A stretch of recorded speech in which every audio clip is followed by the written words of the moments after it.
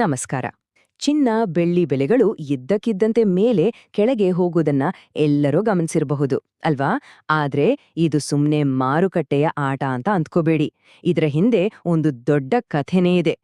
ಎರಡು ದೊಡ್ಡ ದೇಶಗಳ ನಡುವೆ ನಡೀತಿರೋ ಒಂದು ಸೀಕ್ರೆಟ್ ಆರ್ಥಿಕ ಯುದ್ಧದ ಕಥೆ. ಬನ್ನಿ, ಈ ವಿವರಣೆಯಲ್ಲಿ ಆ ಯುದ್ಧದ ಅಸಲಿ ಸತ್ಯ ಏನು ಅಂತ ನೋಡೋಣ. ಹಾಗಾದ್ರೆ ಎಲ್ಲರ ತಲೆಯಲ್ಲೂ ಇರೋ ಮೊದಲ ಪ್ರಶ್ನೆ, ಚಿನ್ನ ಬೆಳ್ಳಿ ಬೆಲೆಗಳು ಬೀಳಿವೆಯಾ?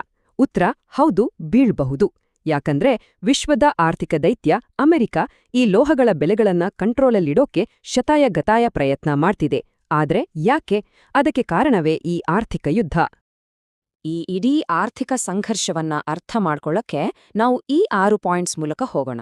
ಮೊದಲನೇದಾಗಿ, ಚಿನ್ನ ಬೆಳ್ಳಿ ನಿಜವಾಗ್ಲೂ ಅಗ್ಗಾಗುತ್ತಾ? ಎರಡನೇದು, ಅಮೆರಿಕ ಮತ್ತು ಚೀನಾ ನಡುವಿನ ಈ ಯುದ್ಧದ ಸ್ವರೂಪ ಏನು? 3, ಚೀನಾ ಹೇಗೆ ಈ ಮೆಟಲ್ಸ್ ಮಾರ್ಕೆಟ್ ಮೇಲೆ ಹಿಡಿತ ಸಾಧಿಸಿದ? 4, ಅಮೆರಿಕಾದ ಡಾಲರ್ ಸಾಮ್ರಾಜ್ಯಕ್ಕೆ ಬಂದಿರೋ ಅಪಾಯ ಏನು? 5, ಅಮೆರಿಕಾದ ಸೀಕ್ರೆಟ್ ವೆಪನ್ ಮಾರ್ಜಿನ್ ಹೈಕ್ ಅಂದ್ರೆ ಏನು? ಮತ್ತು ಕೊನೆಯದಾಗಿ, ಈ ಯುದ್ಧ ಪ್ರೈಸ್ ಚಾರ್ಟ್ಗಳಲ್ಲಿ ಹೇಗೆ ಕಾಣಿಸುತ್ತೆ? ಸರಿ, ಮೊದಲಿಗೆ ಸ್ಪಷ್ಟಪಡಿಸೋಣ. ಇದು ಕೇವಲ ಒಂದು ಆರ್ಥಿಕ ಪೈಪೋಟಿಯಲ್ಲ. ಇದೊಂಥರ ಎರಡು ಮಹಾಶಕ್ತಿಗಳ ನಡುವಿನ ಜಾಗತಿಕ ಯುದ್ಧ. ಈ ಯುದ್ಧದ ಗೆಲುವು ಸೋಲು ಇಡೀ ಜಗತ್ತಿನ ಆರ್ಥಿಕತೆಯ ಭವಿಷ್ಯವನ್ನೇ ಬರೆದ್ಬಿಡ್ಲಿದೆ. ಈ ಯುದ್ಧದ ಮೂಲ ಕಾರಣ ಏನು ಗೊತ್ತಾ? ಎರಡು ಬೇರೆ ಬೇರೆ ಆರ್ಥಿಕ ಸಿದ್ಧಾಂತಗಳು. ಒಂದ್ ಕಡೆ ಅಮೆರಿಕ ತನ್ನ ಡಾಲರ್ ಆಧಾರಿತ ಎಕಾನಮಿಯನ್ನ ಉಳಿಸ್ಕೊಳ್ಳೋಕ್ ಹೋರಾಡ್ತಿದೆ. ಮತ್ತೊಂದ್ ಕಡೆ ಚೀನಾ ಇಡೀ ಜಗತ್ತನ್ನೇ ಲೋಹ ಆಧಾರಿತ ಅಂದ್ರೆ ಗೋಲ್ಡ್, ಸಿಲ್ವರ್ ಆಧಾರಿತ ಆರ್ಥಿಕತೆಯತ್ತ ತಳ್ಳೋಕ್ ಪ್ರಯತ್ನ ಮಾಡ್ತಿದೆ. ಹೇಳ್ಬೇಕಂದ್ರೆ ಇದು ಡಾಲರ್ ವರ್ಸಸ್ ಗೋಲ್ಡ್ ಯುದ್ಧ. ಚೀನಾ ಯಾಕೆ ಹೇಗೆ ಮಾಡ್ತಿದೆ? ಅದಕ್ಕೆ ಉತ್ತರ ತುಂಬಾ ಸಿಂಪಲ್. ಲೋಹಗಳ ಮಾರುಕಟ್ಟೆ ಮೇಲೆ ಚೀನಾಗಿರೋ ಹಿಡಿತ. ಜಗತ್ತಿನ ಅತಿ ಮುಖ್ಯವಾದ ಸಂಪನ್ಮೂಲಗಳ ಮೇಲೆ ಚೀನಾ ಹೇಗೆ ತನ್ನ ಮೊನೊಪೋಲಿ ಸ್ಥಾಪಿಸಿದೆ ಅಂತ ನೋಡಿದ್ರೆ ನಿಜಕ್ಕೂ ಆಶ್ಚರ್ಯ ಆಗತ್ತೆ. ಯೋಚನೆ ಮಾಡಿ, ಇಡೀ ಜಗತ್ತಲ್ಲಿ ಪ್ರೊಸೆಸ್ ಆಗೋ ಚಿನ್ನ, ಬೆಳ್ಳಿ, ತಾಮ್ರದಂತಹ ಬೆಲೆ ಬಾಳೋ ಲೋಹಗಳಲ್ಲಿ 70% ಚೀನಾದಲ್ಲೇ ಆಗೋದು. ಅಂದ್ರೆ ಏನಾಯ್ತು? ಇಡೀ ಜಗತ್ತು ಈ ಲೋಹಗಳಿಗಾಗಿ ಚೀನಾದ ಮೇಲೆ ಡಿಪೆಂಡ್ ಆಗಿದೆ. ಇದು ಚೀನಾಗೆ ಎಂಥ ದೊಡ್ಡ ಪವರ್ ಕೊಡುತ್ತೆ ಅಲ್ವಾ? ಕಥೆ ಇಷ್ಟಕ್ಕೆ ಮುಗಿಯಲ್ಲ. ರೇರ್ ಅರ್ತ್ ಮೆಟಲ್ಸ್ ಬಗ್ಗೆ ಕೇಳಿರ್ಬೋದು. ನಮ್ಮ ಸ್ಮಾರ್ಟ್ಫೋನ್ಗಳಿಂದ ಹಿಡಿದು ಮಿಲಿಟರಿ ಉಪಕರಣಗಳವರೆಗೂ ಎಲ್ಲದರಲ್ಲೂ ಇದನ್ನ ಬಳಸ್ತಾರೆ. ಈ ಖನಿಜಗಳ ಸಂಸ್ಕರಣೆಯಲ್ಲಿ ಚೀನಾದ ಪಾಲು ಬರೋಬ್ಬರಿ 90%. ಇದು ಚೀನಾಗೆ ಗ್ಲೋಬಲ್ ಟೆಕ್ನಾಲಜಿ ಮೇಲೆ ಒಂದ್ರೀತಿ ಕಂಟ್ರೋಲ್ ಕೊಟ್ಟ ಹಾಗೆ. ಹಾಗಾದ್ರೆ ಚೀನಾದ ಈ ಮೆಟಲ್ ಸಾಮ್ರಾಜ್ಯ ಅಮೆರಿಕಕ್ಕೆ ಹೇಗೆ ಸವಾಲಾಗಿದೆ? ಅದನ್ನ ಅರ್ಥ ಮಾಡ್ಕೊಳ್ಳಕ್ಕೆ ಮೊದಲು ಅಮೆರಿಕದ ಆರ್ಥಿಕ ಶಕ್ತಿಯ ಅಡಿಪಾಯ ಏನು ಮತ್ತು ಅದು ಹೇಗೆ ಅಪಾಯದಲ್ಲಿದೆ ಅಂತ ನೋಡೋಣ. ಅಮೆರಿಕದ ಆರ್ಥಿಕ ಸಾಮ್ರಾಜ್ಯ 3 ದೊಡ್ಡ ಪಿಲ್ಲರ್ಗಳ ಮೇಲೆ ನಿಂತಿದೆ. 1, ಯುಎಸ್ ಬಾಂಡ್ಸ್ ಅಂದ್ರೆ ಜಗತ್ತು ಅಮೆರಿಕಕ್ಕೆ ಕೊಡೋ ಸಾಲ. 2, ಯುಎಸ್ ಶೇರ್ ಮಾರುಕಟ್ಟೆ, ಇದು ಗ್ಲೋಬಲ್ ಇನ್ವೆಸ್ಟ್ಮೆಂಟ್ ಸೆಂಟರ್. ಮತ್ತು 3ನೇದು, ಎಲ್ಲಕ್ಕಿಂತ ಮುಖ್ಯವಾಗಿ, ಜಗತ್ತಿನಾದ್ಯಂತ ಯುಎಸ್ ಡಾಲರ್ಗೆ ಇರೋ ಪ್ರಾಬಲ್ಯ. ಚೀನಾದ ಈ ಮೆಟಲ್ ಕೇಂದ್ರಿತ ಸ್ಟ್ರಾಟಜಿ ಇದೇ 3 ಪಿಲ್ಲರ್ಗಳನ್ನ ಅಲ್ಲಾಡಿಸೋಕೆ ಪ್ರಯತ್ನ ಮಾಡ್ತಿದೆ.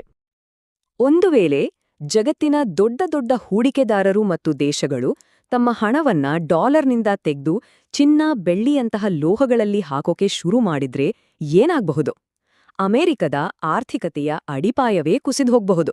ಯುಎಸ್ ಬಾಂಡ್ಸ್ಗಳಿಗೆ ಡಿಮ್ಯಾಂಡ್ ಕಮ್ಮಿಯಾಗಿ ಸ್ಟಾಕ್ ಮಾರ್ಕೆಟ್ ಕುಸಿದು ಡಾಲರ್ನ ಮೌಲ್ಯ ಪಾತಾಳಕ್ಕಿಳಿದು ಬಿಡಬಹುದು. ಈ ದೊಡ್ಡ ಅಪಾಯವನ್ನ ಎದುರಿಸೋಕೆ ಅಮೆರಿಕ ತನ್ನ ಬತ್ತಳಿಕೆಯಿಂದ ಒಂದು ಹಳೆ ಆದ್ರೆ ತುಂಬಾನೇ ಪವರ್ಫುಲ್ ಅಸ್ತ್ರವನ್ನ ಹೊರತೆಗೆದಿದೆ. ಅದರ ಹೆಸರು ಮಾರ್ಜಿನ್ ಹೈಕ್. ಇದು ಕೇವಲ ಒಂದು ಆರ್ಥಿಕ ನಿಯಮ ಅಲ್ಲ, ಇದೊಂದು ಯುದ್ಧದ ಅಸ್ತ್ರ.